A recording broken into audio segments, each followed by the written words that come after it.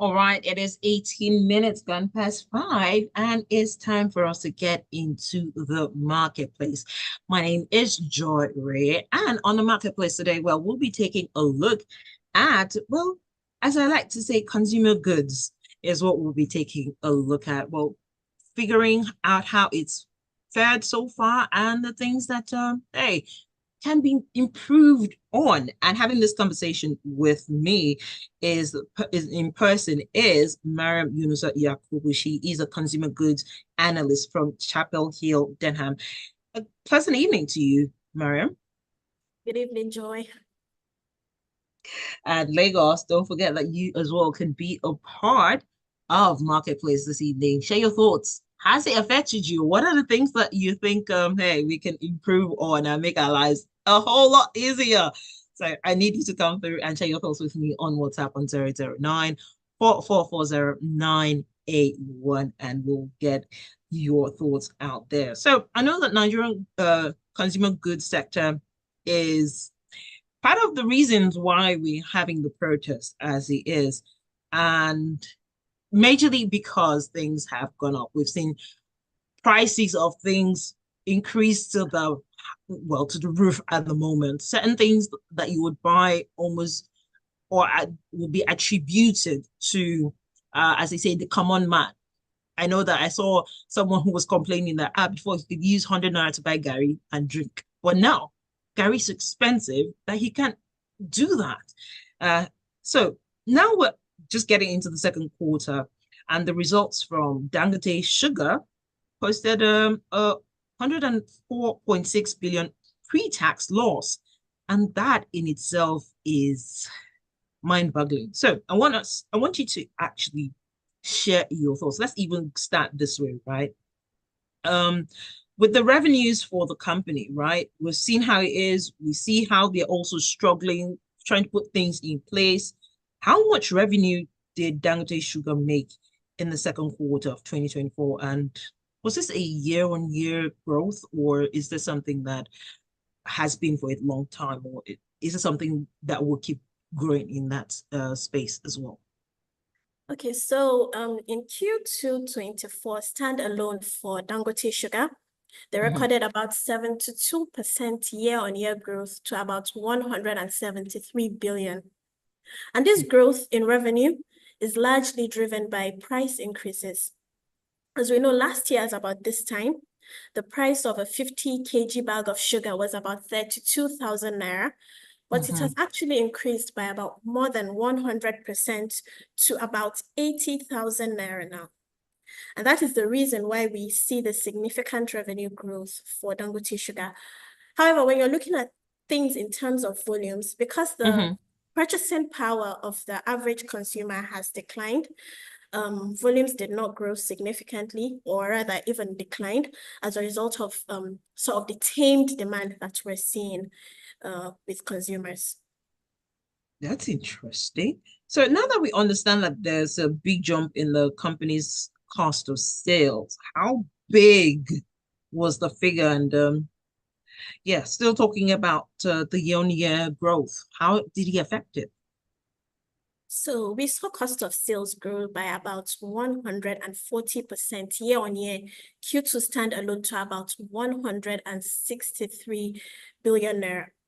And one thing we would like to highlight is that this significant growth in cost of sales is not only, applicable to Dangote Sugar. All the other companies in the FMCG space experienced the same significant growth in their cost of sales year on year.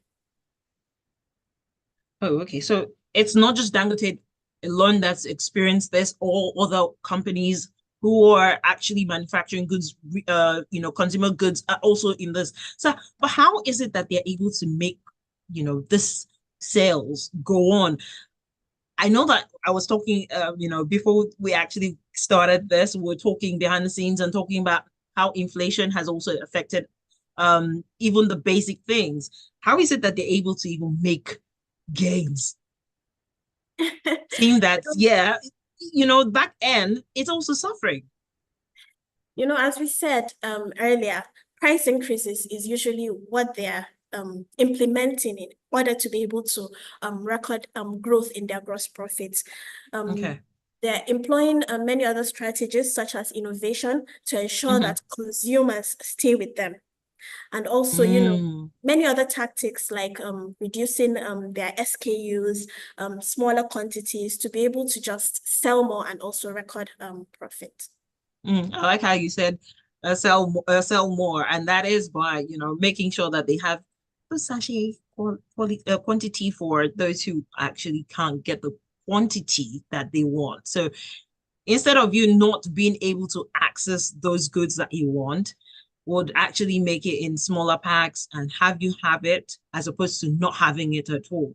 But bearing that in mind, I know that some would say that it's not meeting the quality. Is that something we should also be worried about? Well, I can't speak to the quality of the goods itself. What I can speak to is the numbers that we have seen. I think the quality depends on consumer to consumer. So at some point, maybe we would have to speak to that angle, but in a later date, at a later date, we'll have that conversation. But now let's even come back to the conversation, right? I know that the revenue for Dangote grew from about 72% from 2023, with the cost of sales being about 140% in that same period. So does that mean that the company's gross profit was negative? Actually, no. But what we saw was a significant decline in gross profit by about 71% to about 9 billion from 32 billion naira in Q1 2020, in Q2 2022. Q2. So a huge decline was what we saw, but they were still able to record a gross profit of 9 billion naira. That's impressive for them to still be, in the profits as opposed to being in the negatives. That means that they're doing something right. Can you speak to that? What exactly is it that you think is making this company be on that pedestal and seeing that they're not making losses as opposed to what people would actually think? I think, again, it just speaks to price increases. They're making price increases to be able to sort of manage their margins. And therefore, that's when we see a, growth in their gross profit. So as long as there are increases in price, obviously profits will increase as well. All right, so let's even delve deeper into the cost of goods sold. Sometimes when you look at it, you're thinking, oh, okay, so if I buy so and so at maybe bread, let's take that for instance. So I buy bread at 250, and after a while, I see that because of the demand, it's getting higher and higher. Can we now say that the cost of goods sold look at what contributed to the 140% growth, especially looking at taking into consideration Dangote Sugar and seeing how they're able to make their earnings make sense? So in Q2 standalone, cost of raw materials is actually the major driver of cost of goods sold. So when you look at it, it grew to about 142 billion in Q2 standalone. And there are some things that are just peculiar to Dangote Sugar. And that is the fact that they import about 93% of raw sugar for them to be able to refine that sugar. And when you look at the fact that they need dollars in order to be able to bring in this sugar, and we all know what has been happening to our exchange rate. Now, that means that they have to be able to pay more in order to get that sugar. And we know that our exchange rates reached as high as about 1,700 naira as at like Q1 2024. Now, the fact is, internationally, the price of sugar has actually been declining. But Dangote Sugar cannot take advantage of that because of the FX issues that we have been having. And this is the reason why we saw that significant increase in the cost of raw materials in Q2 24. Okay, so now let me even ask, with regards to the raw materials, I know that in some parts of Nigeria, especially up north, I see that we have some of these raw materials? Is it that we can't tap in, or we do not we don't have enough for him to tap into that sector?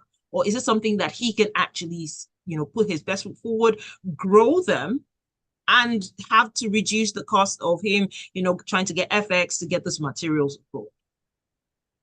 So when you look at sugar in particular, there's this Nigeria Sugar Master Plan. And Okay. Dangote Sugar is actually a huge part of it. And they're Hmm. taking steps in order for them to be able to produce sugar locally. However, when you look at what Nigeria needs and what we are currently producing, it is not Mm. near enough. I mean, in the long term, we expect that these companies will continue to tune into the backward integration program, and at least Nigeria would be self-sufficient in sugar production. However, not in the nearest term yet before we reach that position. And that is why they have to just import this bulk amount of sugar. Mm. I like how you put it. You just hit the nail on the head. Like, it's not in the immediate, but long term, that's the plan that would eventually be able to be self-sufficient, because, hey, I know how many homes on a regular have to use sugar, and it's not cheap by any standards to be looking at it. So, but if we can actually make sure that we start producing, or making sure that we have all those materials here, and without having to travel so far as Brazil just to get raw materials, it will actually make a whole lot of difference. And seeing that there's a sugar plan, master plan in place, that is even great news to hear. So you as well can share your thoughts this evening on the marketplace. We are talking about consumer goods sector and all the goodies, and hey, all the positives, negatives, everything pro, con that you have also experienced. Come through, share them with us on WhatsApp on 009-444-0981. We'll take more of your contributions, as well as the questions that I also want to share with Maryam. But one of the things I will take after this quick breather, I want to have your thoughts on the FX and how it has affected, a lot of consumer goods in every sector, or in Nigeria. Let's actually even focus here and see how it has affected us in the long run. But let's quickly take this quick breather. On the other side, we'll continue this conversation. Lagos, don't go nowhere.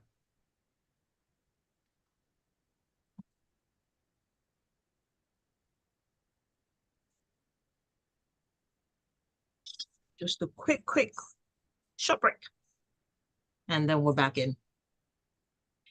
So yeah, talking about those interesting FX, that's another bummer, as I would like to put it, because Yeah. if that can actually be sorted, I think a lot would be, easier for businesses to thrive. Yeah. So yeah, we'll get into that and more after this quick feeder. Okay, going back in. All right.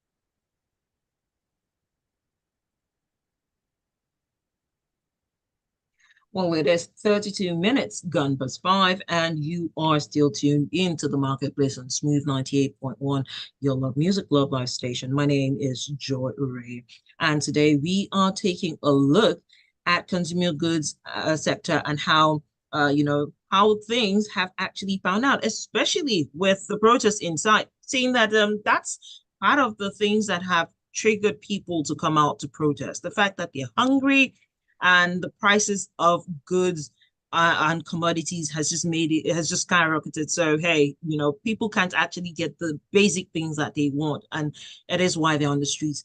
But having this conversation with me is Maryam Yunusa Yakubu, and she is a consumer goods analyst, and she is delving into this, sharing thoughts on how, well, we're actually taking a look at Dangote, or using Dangote sugar as a case study and seeing how he has also thrived despite having all the here and there's all the quagmires that you can actually imagine, but he's still verging through.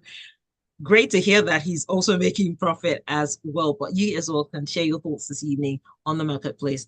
And you can do that on WhatsApp on 009 4440981. So yes, we're talking about FX and how it's also affected FMCG in Nigeria. So what exactly about the FX losses has been detrimental? Aside, yes, the most important one we know is because it's gone to certain heights, some people made losses. And at some point, we've also heard some organizations say, okay, you know what, we can't continue buying out. We're having some other companies buy some shares off of us. At the end of the day, how is this affecting the consumer goods market? So when you look at Dangote Sugar, in Q2 standalone, it recorded an exchange loss of about 90 billion naira. And this is as a result of, the persistent depreciation that we are seeing in our currency. When you look at how we closed last year, 2023, one naira, a dollar to naira was 907. Today, we are about 1,600. That's a huge increase. It has definitely affected almost all of our consumer goods companies in terms of the amount of profits they're able to record. And most of them are in loss situation as a result of this significant increases in exchange losses that are being recorded as a result of the depreciation in our naira. Well, that's something that I'm hoping that we'll be able to plug soon enough, because if we're not able to, put a stopper or see how we can have a benchmark more or less, it will drive goods higher, or well, cost of goods. And then we don't want a situation where we'll have to always be importing things. But talking about that, right? I know that within the second quarter, certain aspects of the, well, now even speaking of the income statements that the company has also put out. I know that they shared their statement recently. Can you speak to the loss before tax and loss for the second quarter? So in Q2 2024 standalone, Dangote Sugar recorded a loss of about 104 billion. And this is as a result of the 35% year-on-year rise in finance expense to about 111 billion. And again, this finance expense, the growth in it is largely driven by the FX losses that I talked about earlier. And this is the reason why Dangote Sugar reported this loss of about 104 billion. Again, due to the depreciation of our naira. So that is actually something that they need to see how they can plug, because if companies keep, making losses, it will definitely affect not just the consumers, but also affect them, the workers as well. Because at some point in time, they would have to cut, workers off and lay workers off, and that would affect the general job market. But that's another conversation entirely that will, stay for another day and have. But now let's even talk about the Nigerian stock exchange market and how these companies have actually fared based on how these companies have traded on the stock market. What would you say the outlook for the stock would look like? So for Dangote Sugar, our outlook in the near term is not really positive.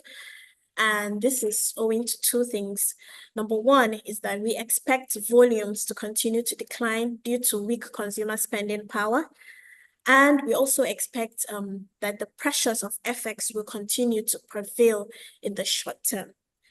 When you look at Dangote Sugar, in the past month, it has lost about 9% to its share price and has contributed to the loss that we saw in the market last month when you're looking at it on a month basis. Okay, I know that we're focusing basically on Dangote Sugar and how they fared within the market, but are other would you say that there are other factors that are also pushing them or making this the market volatile for them, not making that maybe other sugar companies as well, not necessarily Nigerian companies, but maybe foreign companies that could also be making this affect having this effect on them. Well, when you look at Dangote sugar on its own, so the issues are peculiar to Nigeria and the issues that we're facing, and that's Okay. why they're having this kind of issues and recording a loss. In terms of international companies, it will depend on the country in The which brand. Okay. that they operate, and what Mm. is peculiar and specific to them. Mm. All right. Great stuff. It's good to know that.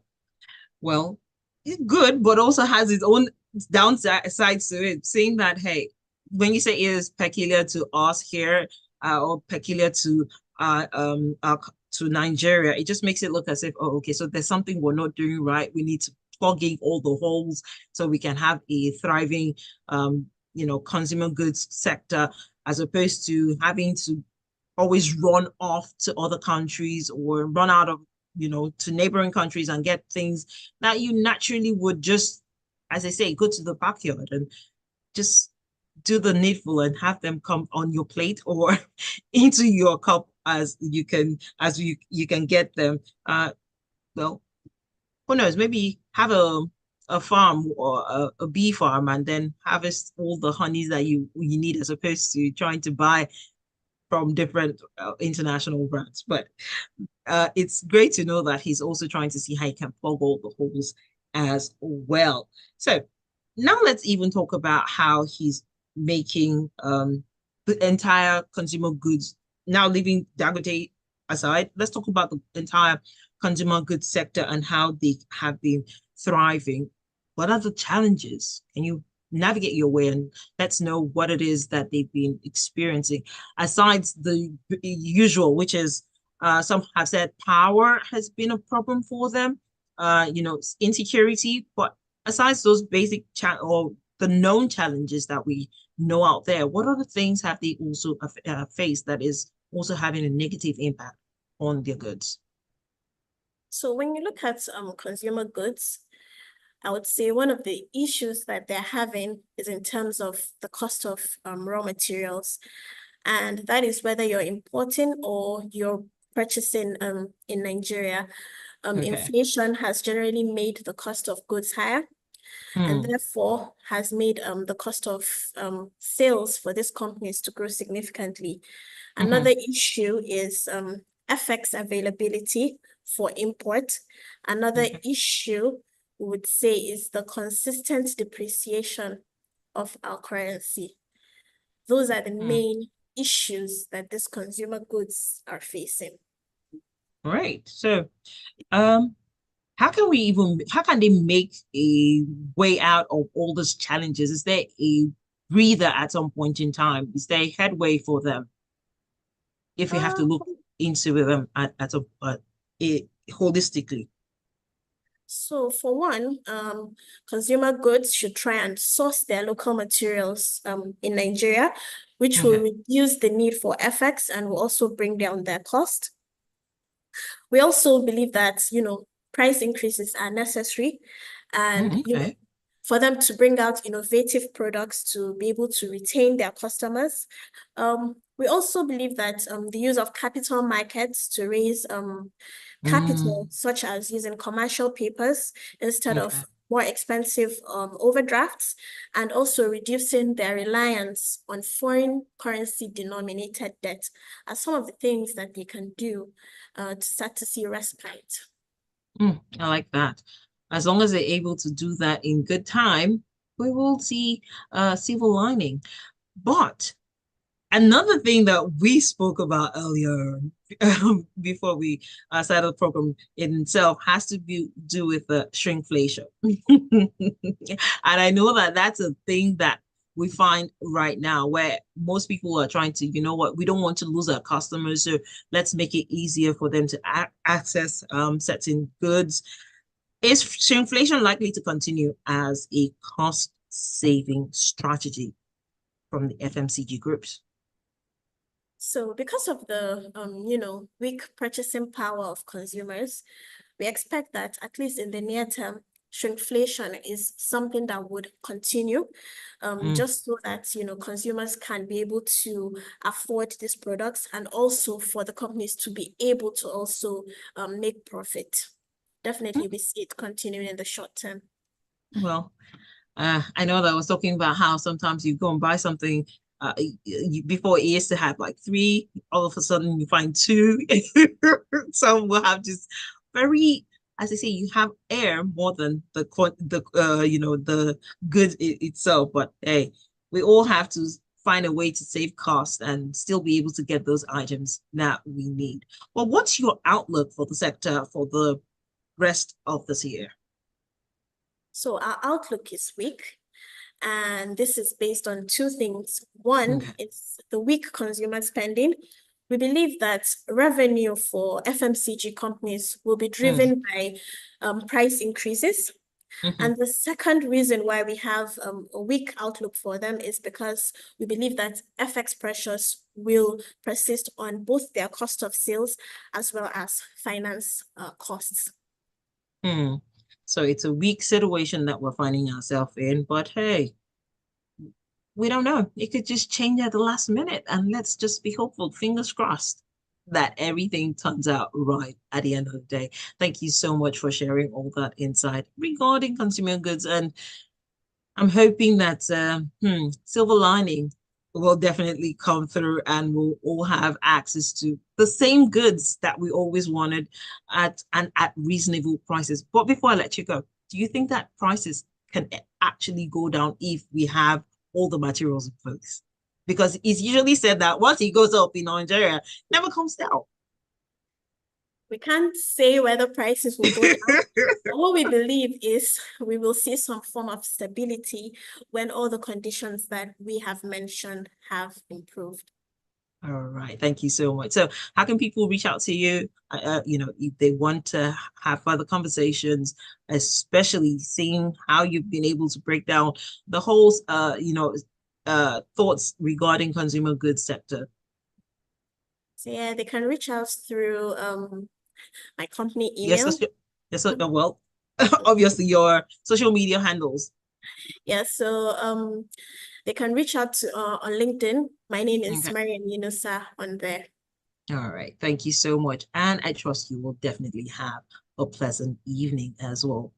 All right, Lagos, thank you so much as well for joining in on the marketplace. Yes, we've had interesting conversation around consumer goods and all the things that we need to bear in mind. And I also want to say a very big thank you to Maryam Yunusa Yakubu. And she has actually shared a lot of information regarding how we can as well make our own impact on consumer goods sector.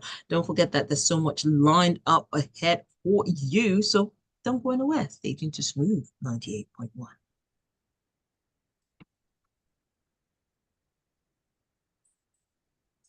Thank you so much for sharing all that insight. And yes, just like that, it's a breeze. Done. Thank you so much. I Thank trust you you. have yourself a pleasant evening as well.